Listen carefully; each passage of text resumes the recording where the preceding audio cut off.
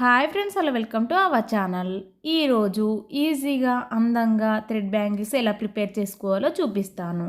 ముందుగానే బ్యాంగిల్స్కి అయితే ఇలా థ్రెడ్ ర్యాపింగ్ చేసి పెట్టుకోవాలి. పెట్టిన తర్వాత ఇక్కడైతే నేను బ్యాంగిల్స్కి అయితే ఇలా గమ్ అప్లై చేస్తున్నాను. ఇలా అప్లై చేసిన తర్వాత ఒక 10-15 మినిట్స్ ఆరనివ్వాలి. ఆరిన తర్వాత మరొక్కసారి కూడా ఇలా గమ్ అప్లై చేసుకోవాలి. ఎందుకంటే 2 టైమ్స్ అప్లై చేస్తే మనకైతే ఇవి కుందన్స్ కానీ ఇట్లా స్టోన్ చైన్ కానీ ఈజీగా అతుక్కుంటుందండి.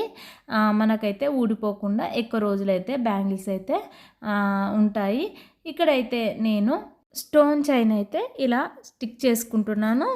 చేసిన తర్వాత ఎక్కువ ఉన్నదైతే ఇలా కట్ చేసుకుంటే సరిపోతుంది. ఇప్పుడైతే ఒక 10-15 మినిట్స్ అయితే ఈ బ్యాంగిల్ అయితే ఆరనివ్వాలండి.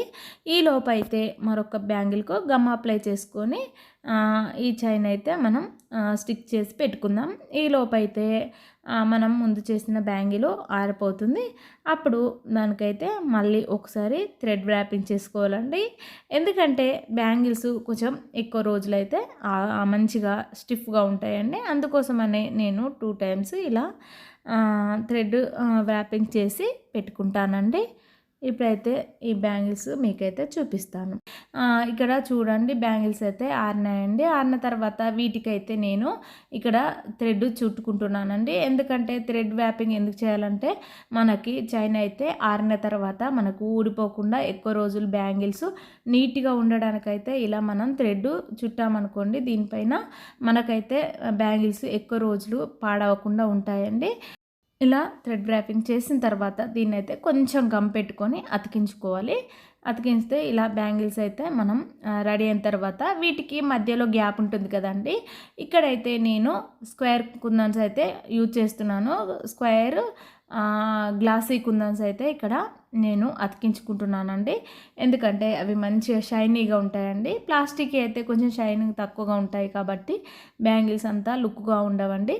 అందుకోసమనే ఇలా నేను గ్లాసీ కుందన్స్ వేసి మంచిగా అతికించుకుంటున్నాను. ఇప్పుడైతే మీకైతే ఇవి చూపిస్తానండి. చూడండి, బ్యాంగిల్స్కి అయితే ఇలా గమ్ము అప్లై చేసుకోవాలి. అప్లై చేసిన తర్వాత దీన్ని అయితే కొంచెం సేపు ఆరనివ్వాలండి. ఆరిన తర్వాత మరొక్కసారి గమ్ అప్లై చేసుకొని వాటిపై అయితే మనం ఇలా కుందన్స్ అయితే అతికించుకోవాలండి. ఇక్కడైతే నేను ఈరోజైతే చేత్తోనే అతికి పెడుతున్నానండి. లేదా మనకి మగ్గం వర్క్ చేసే నీడిల్ ఉంటుంది కదా, దాంతో కూడా మనము ఇలా ఈజీగా అతికించుకోవచ్చు అండి. చూడండి, ఇలా బ్యాంగిల్స్కు మొత్తము ఇలా మనము స్టిక్ చేసుకోవాలండి. కుందన్స్ స్టిక్ చేసుకున్న తర్వాత నేనైతే ఇప్పుడు బ్యాంగిల్ అయితే మీకైతే ఒకసారి చూపిస్తానండి. చూడండి, ఇప్పుడైతే బ్యాంగిల్స్కి మొత్తము కంప్లీట్ అయిపోయింది కదా. కంప్లీట్ అయిన తర్వాత ఇక్కడ మిగతా బ్యాంగిల్స్ కూడా ఇలాగే నేను అందంగా చేసేసుకున్నానండి. చూడండి, ఇవి ఆరిన తర్వాత అయితే బ్యాంగిల్స్ అయితే ఇలా నీట్గా ఉన్నాయి కదా. మీరు కూడా ఇలా ట్రై చేయండి. ఇంతటితో ఈ వీడియో కంప్లీట్ అయింది. మీకు నా వీడియో నచ్చిందనే అనుకుంటున్నాను. మీకు నా ఛానల్ నచ్చినట్లయితే లైక్ చేయండి, కామెంట్ చేయండి, సబ్స్క్రైబ్ చేయండి.